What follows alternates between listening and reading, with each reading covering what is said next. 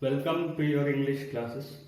Today we are going to begin our very first class of English grammar and we are going to begin with sentences. I hope all of you are familiar with alphabet. How many letters are there in alphabet, do you know? Yes, obviously there is 26 letters in alphabet which is divided into vowels, semi-vowels and consonants. There are 5 vowels, 2 semi-vowels and 19 consonants. So all these letters are combined together to have words and words are combined together to have sentences and so on. We are combining sentences to have paragraphs so that we are able to write notices, paragraphs, etc. Usually, we know that sentence is the well-arranged group of words. But there are some changes that I have written here. You read the definition. A word or a group of words having a clear meaning in a given context is called a sentence. So there are little differences, whereas I have added a word and changes complete meaning to clear meaning, and I have added in a given context. Why these things are necessary, let us discuss. There are single worded sentences in English grammar because we use many a word like go, thanks, congratulations. All these words are also considered as sentences because it expresses our clear meaning. But remember, the one word sentences are, as a rule, intelligible only in connection with a particular situation. Remember this one. Now, the complete sense is changed into a clear meaning. You can see why? Because a sentence can never express a complete sense. It can express a clear meaning. Either we can left branch it or right branch it for further extension. For example, if I say, my mother bought a sari. So there are many questions comes to our mind. Which color, how much it was, from which shop it was bought. So we can either left branch it. Suppose for example, my mother bought a blue sari from any shop's name you can add for a rupees of 1000 rupees. So we can extend it. So a sentence can express a clear meaning, but it can never express a complete sense. Now, the next phrase that I have used in a given context. Why it is necessary? Because if I ask you a question, in reply if you have said something else which is not in corporation with the question given to you, it cannot be considered as a sentence. For example, if I ask you, what is your name? If you reply me, my name is Shagota, so it doesn't hardly makes any senses. So we must give our response in a given context. Clear? For the qualification of a sentence, there are certain qualities required for it. We must keep the word order. Next, it must have an ability and it should be having a validity too. Like for example, if you arrange some words, group of words in order also, it may hardly make any senses. Hardly, otherwise it will seem silly. For example, if I say, I saw a dead man, that up to that mark it is okay. it can be considered as a sentence. But if I say I saw a dead man walking on the road, it seems silly to us. So it must, because a dead man doesn't have the ability to walk. Am I clear with the definition? So from today onwards we are going to learn this definition of sentence, which is universally acceptable. I urge you to accept the things logically. If it is beyond logic or without any rationality, you should not accept it. If there is reason behind it, then we must learn the thing which is correct. Next, we have units of a sentence. Units of a sentence, when you say, basically we have word, phrase and clause, but I have added two more.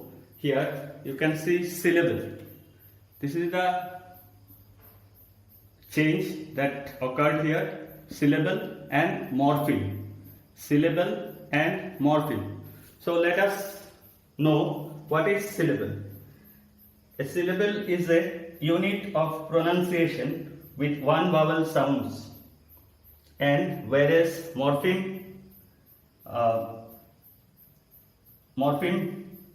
implies the meaningful component of a word.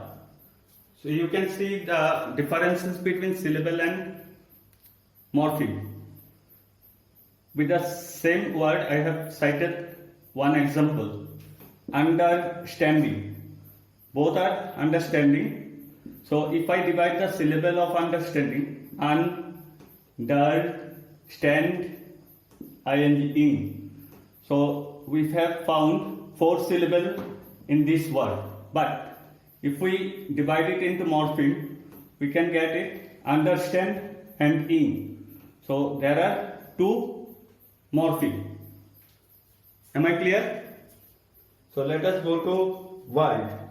What is a word? A word is an arrangement of some letters which has its own meaning.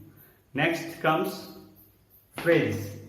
So when we speak about phrase and clauses, in the previous classes also you have learned about phrase and clause. What is the difference between phrase and clause?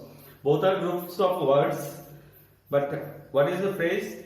A phrase is a group of words that doesn't make a complete sense and does not contain a finite verb expressed or understood, but is used as a single part of speech. Whereas a clause stands for a group of words having a subject and a predicate of its own, but forming part of a bigger sentence. So here we have discussed about units of a sentence. So we have found how many? 5 units of a sentence. So we already know about the kinds of sentences. Let us recapitulate all those things once again. First one is known as assertive sentence. You can call it a declarative sentence either, or you can call it assertions too. And these sentences asserts, states any opinion or any facts. Now come to the next one, interrogative sentences. This usually asks questions or inquires something. So there are 2 types of interrogatives we usually come across. One is WH question, another is yes/no questions. We will be having further discussion in the next session about the types of interrogatives. Imperative sentences.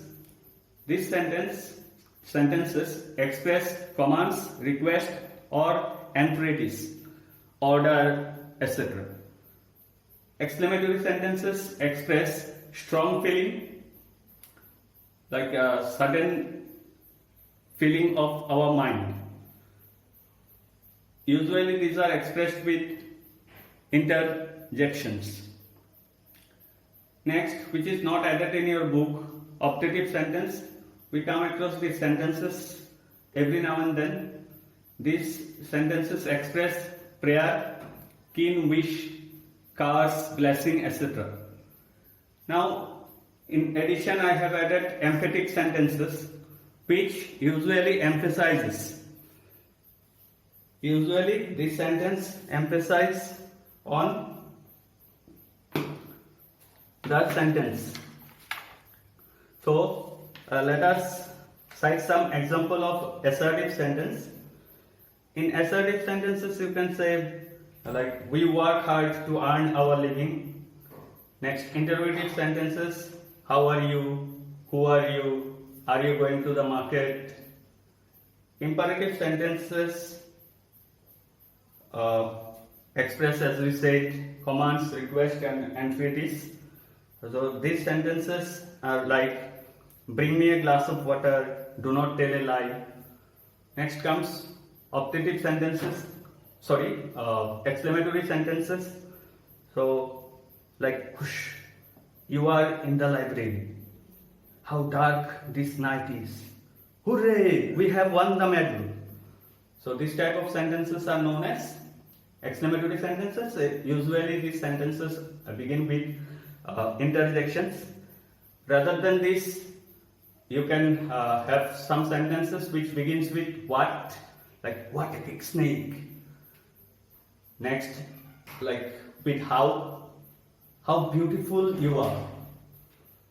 Next comes optative sentences, and this usually begins with may, wish, or long live. May you live long, long live the king, or wish you a very happy birthday. Emphatic sentences, this, as I said, usually emphasizes in the sentences, whereas some words are not required, but we add some words to put emphasis. Like, for example, usually we say, I play cricket. So this is an assertive sentence as normally. But if I say, I do play cricket, so I have added emphasis here. I stressed over the sentence. Like, for example, I have done my homework, as usual in the assertive sentences, but if I emphasize over it, I myself have done it. Like, for example, if we change the word order of the sentences, like, down fall the apples. So these are the examples of emphatic sentences. Now, let us discuss about category of sentences. Some sentences can be written positively or as well as negatively. You can call it affirmative or positive, because these sentences usually affirms a fact or anything. Negative sentences denies the fact. This denies the fact. For example, in affirmative sentences, if I say, I know him, this is an affirmative sentence. But if I deny this one, I do not know him. So we will be continuing the chapter in the next session. In the next clip, you are going to have the parts of a sentence. Thank you.